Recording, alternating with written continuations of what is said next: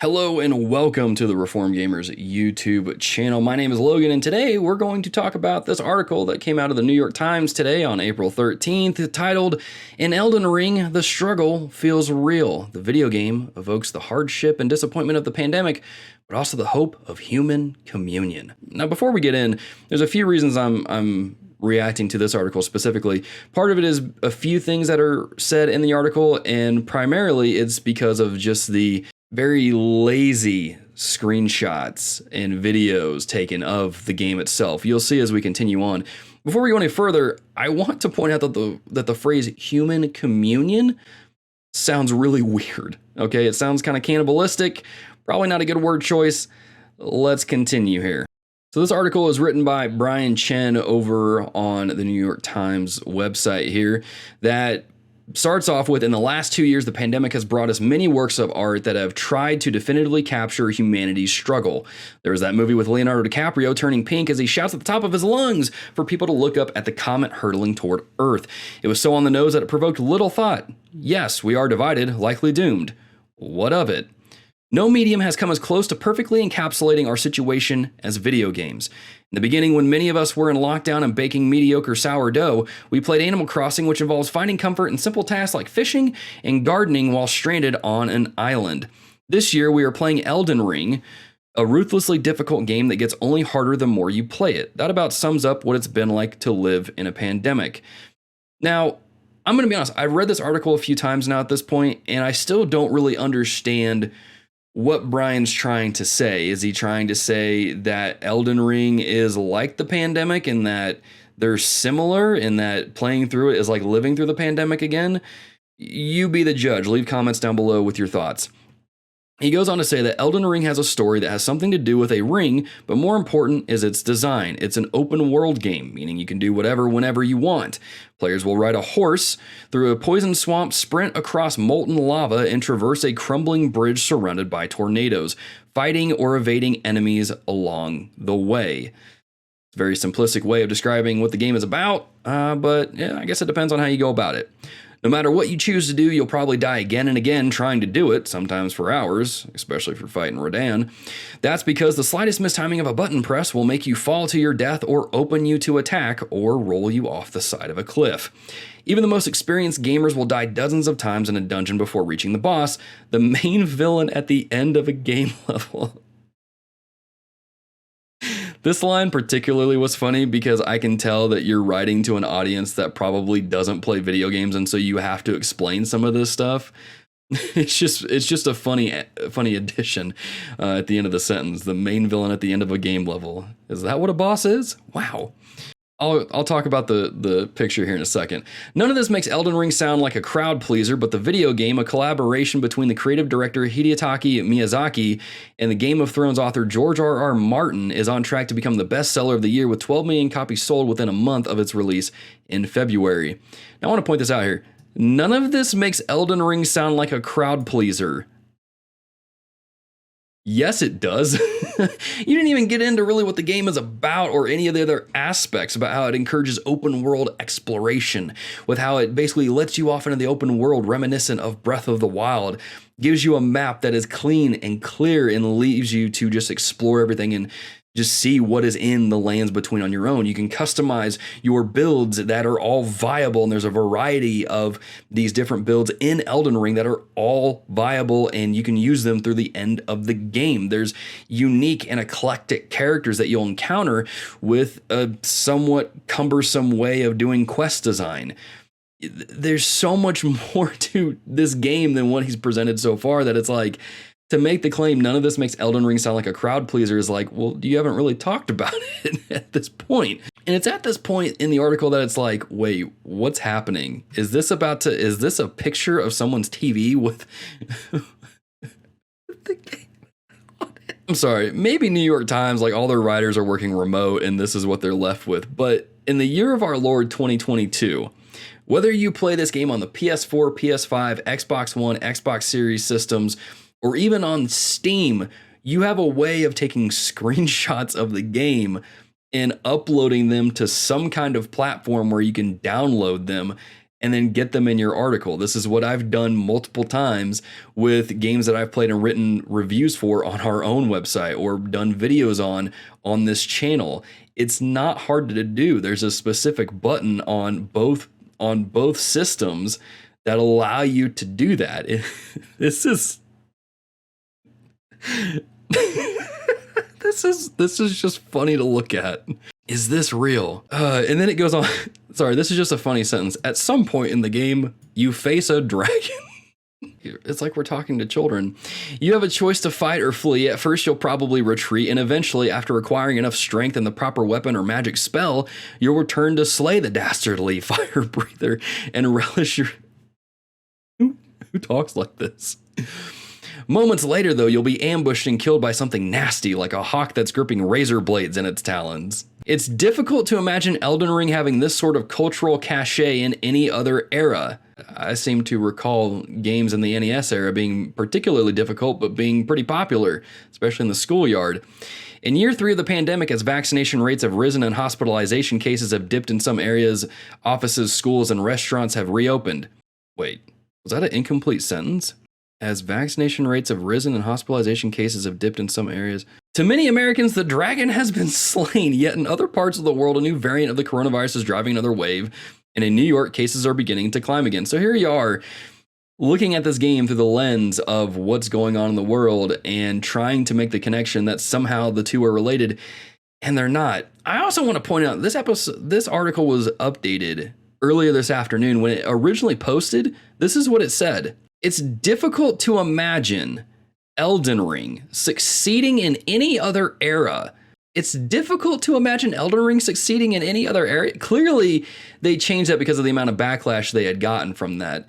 But you're still kind of saying the same thing. It's difficult to imagine Elden Ring succeeding in any other era, or to have this kind of cultural resonance in any other era.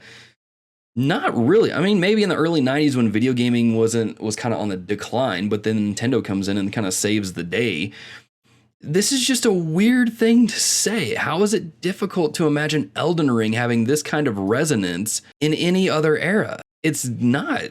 FromSoft makes really good games with the Dark Souls series that the controls are tight, the exploration is up there, the map, the builds, the weapons, the characters, everything is top tier. It's not perfect, but it's not hard to imagine this game having some kind of resonance in any other era. But as you continue on, this kind of stuff just takes away from reading the article, because you go through, you're coming down the article and you go and you stop and you're like, wait a minute, what? Why is this low res? Oh, this is someone taking a video of the gameplay on their TV and it looks bad. There are people who are going to read this and look at this game and go, man, this game looks stupid. Like, this is not how the game looks at all. It's baffling to me why someone would choose to accomplish the task of gathering footage for this game to use in this article and think, I'm just going to use my phone to record footage of this game on my TV. The modern consoles have a share button. You can record this footage and put it on a thumb drive or upload it to Google Drive, or what is it, Microsoft OneDrive, I think is what they use, or download it from the app and then upload it to Dropbox. Like, there's so many ways that you can get better quality footage of this game and put it in your article than to set up your phone on a tripod and record your TV. Now, as you continue on, it talks about here, where the DiCaprio movie Don't Look Up was polarizing because it picked a side that criticized anyone in denial of the apocalypse. Elden Ring's choose your own adventure format is more inclusive for a populace that can't seem to agree on anything. In Elden Ring, there is no right or wrong, and I would disagree. There is some right actions you can take, and there's some wrong ones, especially when it comes to Dung Eater and whether or not you free him from his prison. Now, to defeat a boss, you can carefully study its moves and plan an attack, or you can cheese it with a cheap trick that requires no skill and ensures victory. Either way, a win is a win. Such a flexible game may resonate with players worldwide and bring them together in a time when people are choosing their own truth about masks, shots, and information they read online in general. I'm convinced Brian has not taken a moment to hop on Twitter or Facebook or any other social media platform to see how people are talking about how if you farm runes in the game, you're not actually playing the game and you need to stop playing the game.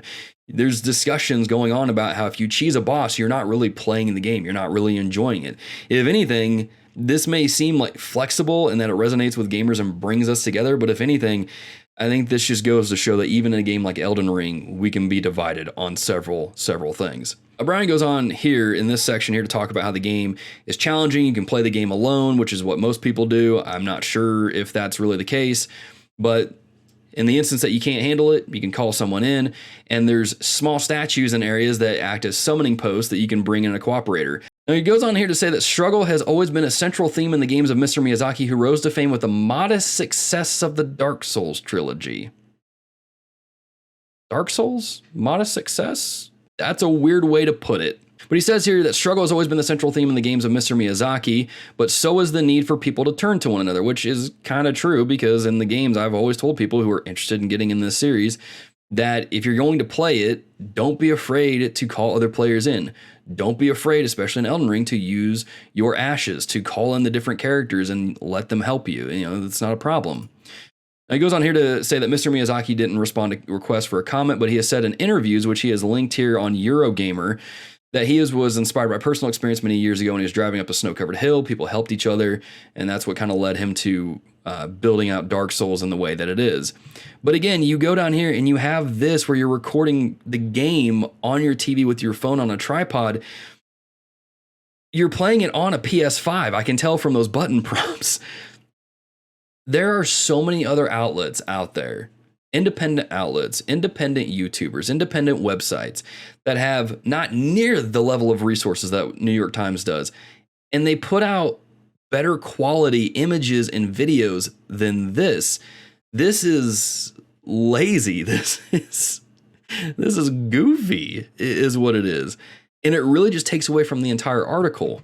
That as you continue on, Brian talks about how how the system works. We come together in each other's lives for a minute and disappear and still make an impact, right? Which is a good thing.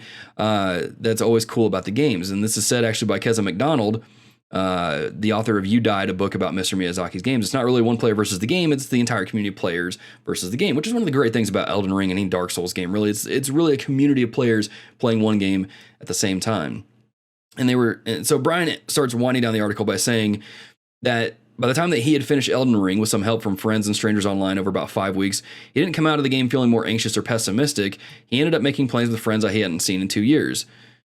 And as he continues to wind this down, he goes on to say, many of us have endured the pandemic alone because restrictions and health risks make it difficult to travel and gather indoors.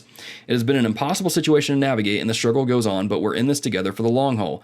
Why not turn to one another? So again, I'm kind of left at the end of this article going, what is the point exactly?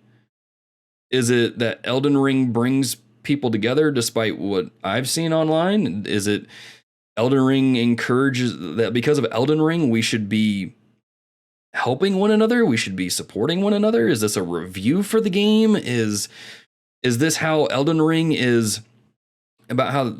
Is this about how the difficulty in Elden Ring feels real because we're going through a COVID-19 and we're going through different stresses and things of that nature? And so playing the game hits different? I'm not really sure what the point of the article is. It seems like he's trying to make a connection between the real world of what we're going through and Elden Ring and how they're somehow related, but I don't think that's why Elden Ring is successful. If anything, I think Elden Ring is successful is because it's a well-designed game. It's a lot of fun. It tells a unique story that is kind of hard to piece together because of just how it's put together. And it allows people who are not very good at games to play this game in a series of games that have been known for being extremely difficult. I don't really understand what the point of this article is. So maybe those of you that are watching this have an idea and you want to leave a comment down below, feel free to do that and let's talk about it down below. But for me, this really feels like an article that was handed off to someone and said, hey, write about Elden Ring and talk about, I don't know, the pandemic at somehow. And then you get footage for this. And then they're like, I don't know how to do this. Like, figure it out. This just really feels like they're just trying to ride the Elden Ring wave. And it's weird. I don't know. Maybe I'm wrong here. Maybe this isn't weird. Maybe it makes perfect sense. I don't know. Y'all leave a comment down in the comments down below and let's talk about this very interesting article that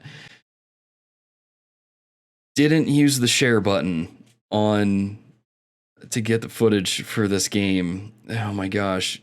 Guys, we have a capture button. It's the year of our Lord 2022. We can capture footage better than this for our articles. Let's do better. Let's use the tools that we've been given.